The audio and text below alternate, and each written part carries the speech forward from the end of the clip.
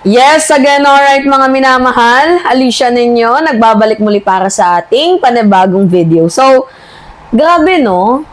Talagang, hindi ko alam ha, kung nababaliw na yung mga DDS, pero tinuturing nilang parang si Jesus na daw.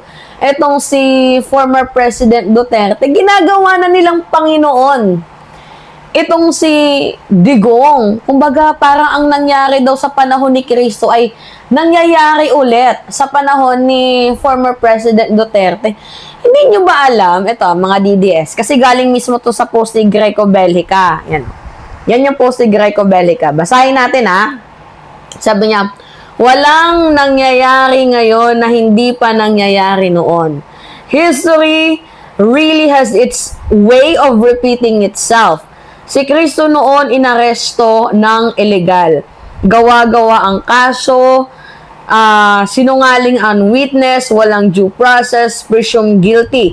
Pinulitika ang kaso at nilites ng ibang bayan. Injustice. Oo. Na parang ginawa din kay Digong, pero hindi dahil parang si Cristo si Digong, pero dahil parang si Pilato, si Bongbong. Oo. Hugas kamay at parang mga pareseyo, Romano at Hudyo ang Kongreso nagbibintang ICC at dumampot kay Digong, mahal na araw, magsisi na kayo. Bring him home. Sumakit yung ulo ko Excuse me, Greco Bellica, don't compare Papa Jesus or yung ating poong may kapal, our holy man dito sa holy shit na si former President Duterte. Demonyo si Digong. Si Jesus never pumatay. Si Digong pumatay.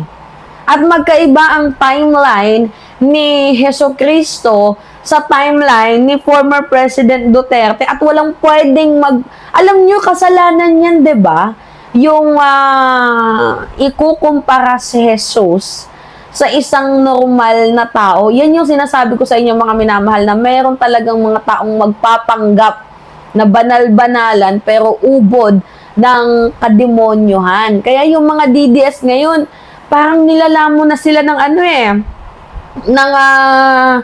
sistema. Alam niyo may nag-comment dito Sabi dito, huwag niyo pong ihalin tulad si Jesucristo sa tao dahil si Cristo ay totoong hindi nagkasala. Si Cristo ay kaya niyang ipagtanggol ang sarili niya, ngunit hindi niya ginawa dahil may plano ang Diyos Ama para matubos ang mga tao sa kanilang kasalanan.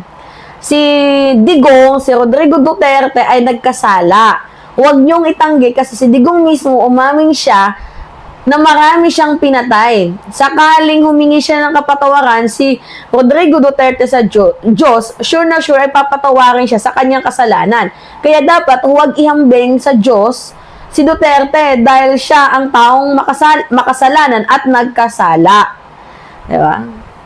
Kaya dapat kailangan turuan ulit dapat mag first communion ulit itong si Greco Bellica. Si Jesus wala naman pong pinatay. Oo.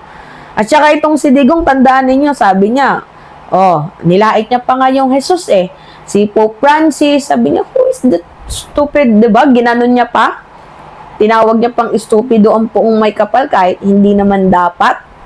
Tingnan niyo yung nangyayari sa kanya ngayon. He is suffering from jail. At nalantad ang katotohanan. Mahal na araw. Semana Santa. Tapos yung trabaho ninyo, pang semana gago. Di ba mga minamahal? Madami kayo nag-comment dito, huwag niyong ikumpara si Digong kay Jesus. Kasi si Jesus, hindi naman nangyayari sa kanya. Yung nangyayari kay Digong, it is prophecy. Sa Bible, lahat nangyayari kay Jesucristo. Actually, totoo yun. Si Jesus, mga minamahal, sa mga hindi lang nakakaalam may kakayahan siyang ipagtanggol yung kanyang sarili. May power siya. Diba? Pero hindi niya ginawa kasi naniniwala siya sa kapangyarihan ng Diyos Ama. Sa Ama siya kumapit. Sa Ama siya, propesiya yan. Diba? Na kahit anong gawin niya, may magtatraidor at magtatraidor sa kanya. Alam ninyo yung Last Supper 'Diba? Si Judas. So, may magtatraidor at magtatraidor sa ating poong may kapal. So that, mga minamahal, ang nangyari, abay, si Jesus, abay, naparusahan, sasalang hindi niya naman ginawa. Pero it doesn't mean na yung nangyari kay former President Duterte ay same ng pangyayari kay Heso Kristo.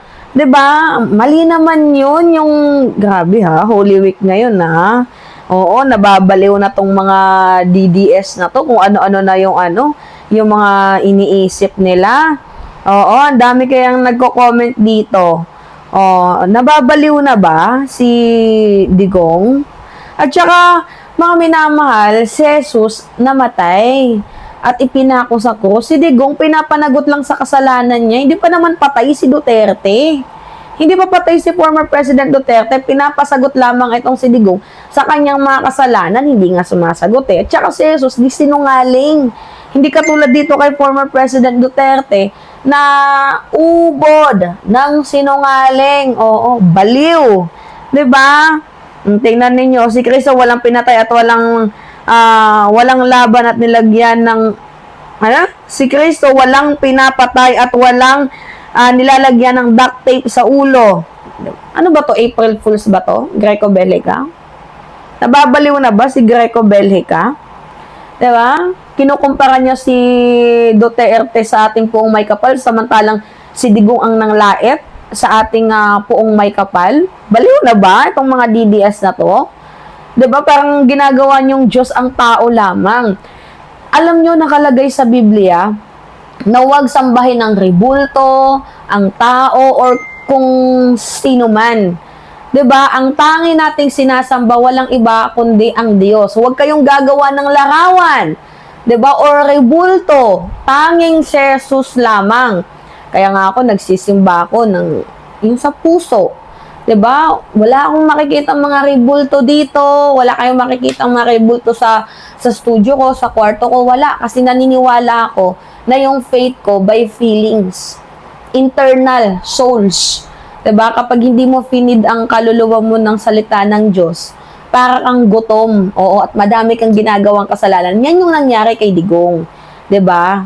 Hindi niya finid yung kaluluwa niya ng salita ng Diyos at mas nagpabulag siya kay Satanas. Anong sabi ni Digong? Lahat naman kayo mapupunta sa impyerno eh. Walang mapupunta dito sa langit. Lahat ng supporters niya mapupunta sa impyerno. See?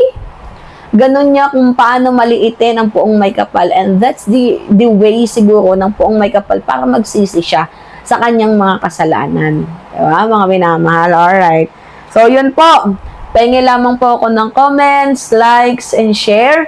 And also, don't forget to click the subscribe and always nyo pong i-hit ang notification bell for more update. Maraming salamat at ingat, mga kababayan.